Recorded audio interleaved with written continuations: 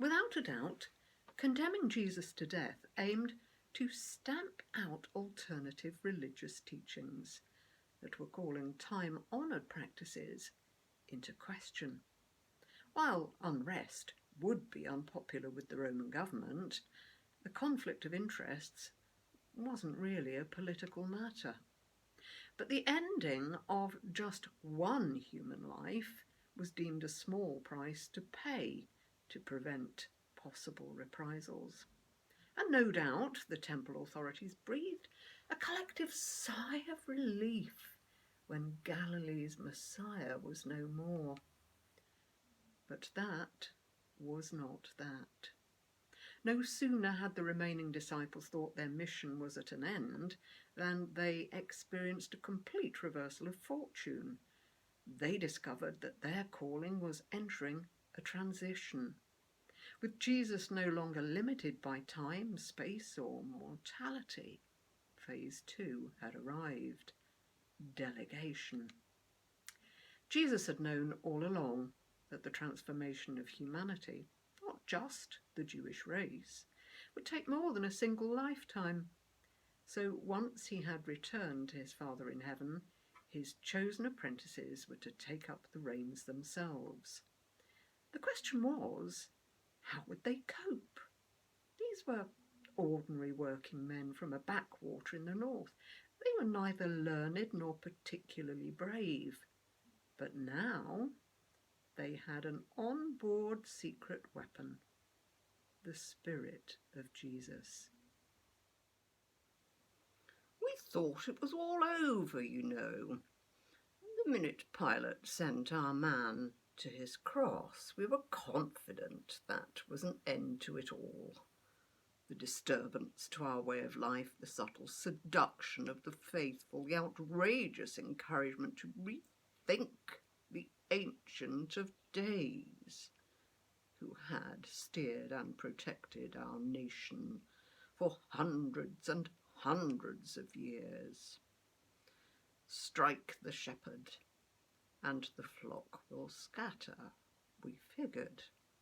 After all, there was no Mrs. Davidson, no Jesus Jr. coming along behind as far as we knew. No one to carry on the business, as it were.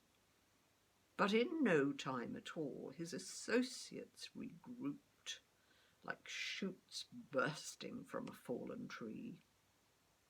I reckon I saw that one in the official residence courtyard that night by the fireside, trying to blend in with the servants and soldiers.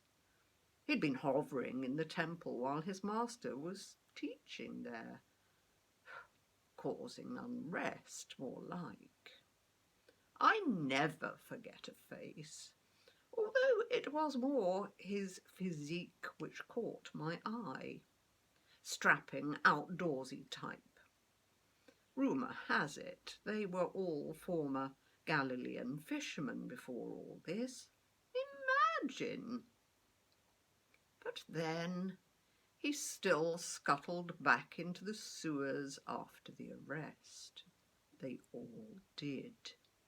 I expect they were scared, but their ringleader was the problematic one. The other ones did not have the magic touch. At least, we didn't think so. Imagine our surprise then when miraculous healings start up again.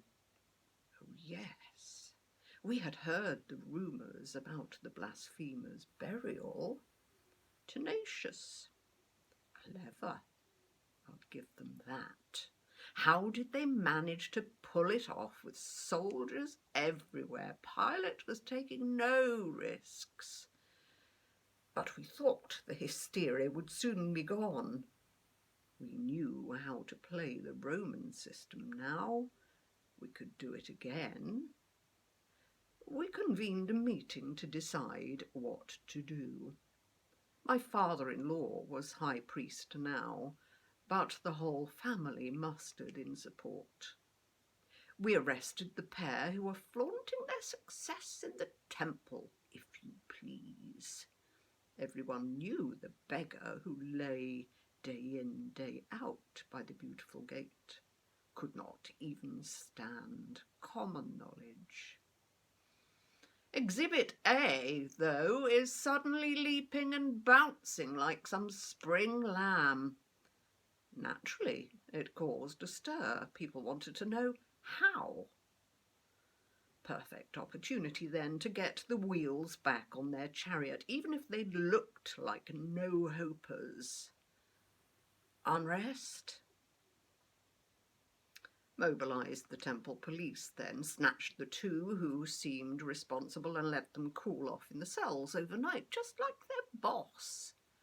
In the morning, we all assembled, scribes, elders, Sadducees, and interested parties. Quite an intimidating sight.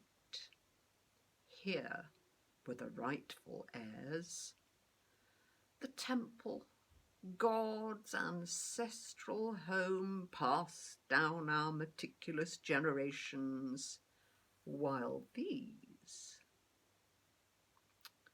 But what has happened to the pretenders' adoptees? We'd never expected some eloquent tirade from the salty sea dog. What had changed? Standing there with his sidekick bold as brass? Then Exhibit A showed up again with various witnesses praising God like some troop of cheerleaders. The council withdrew to consider. Could we honestly punish a good deed? Leaving aside the spurious resurrection claim, the crowd would never want to punish a healing. It wasn't the Sabbath, after all. We resolved on an injunction: forbid further preaching in the name of an executed felon. A weak response, but weirdly the flock seemed to be growing by the hour. More lambs to the slaughter. That strapping fellow, Peter, was it? Seemed to have traded fishing for shepherding. Hardly a promotion. Received the baton from you-know-who. He was practically on fire when he said, "You'd best decide if we should listen to you rather than to God." He'd no intention of desisting.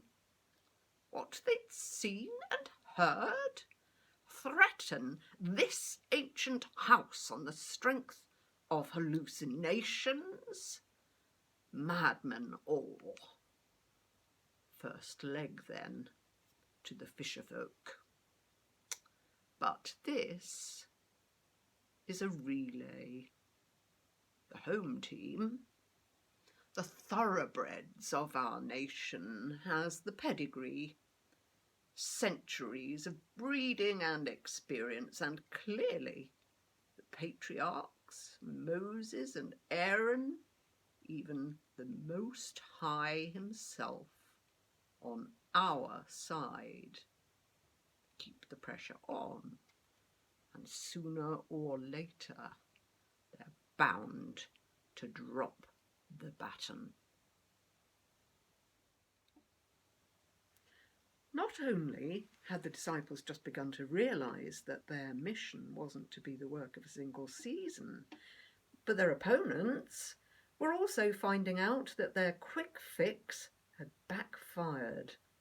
Maybe they now had 11 newly equipped Jesus clones to deal with, and new followers were joining almost daily. Perhaps some of the religious leaders were beginning to feel slightly uneasy, not just because of the disciples' bold accusations. It was positively mystifying that the Nazarenes' special talents seemed to have been passed into other, slightly rougher hands. If the hierarchy had faced a dilemma before, what was emerging looked even trickier.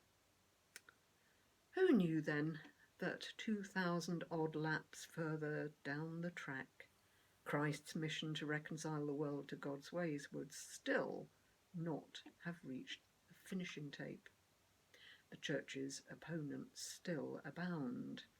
Yet the Spirit of Jesus goes on fueling ordinary, unlikely individuals to grasp the baton and inch things forward. They might well feel that they've been going around in circles for centuries, but they are less passing the baton and more carrying a torch. God's very long relay is about one phenomenal thing: sharing his love.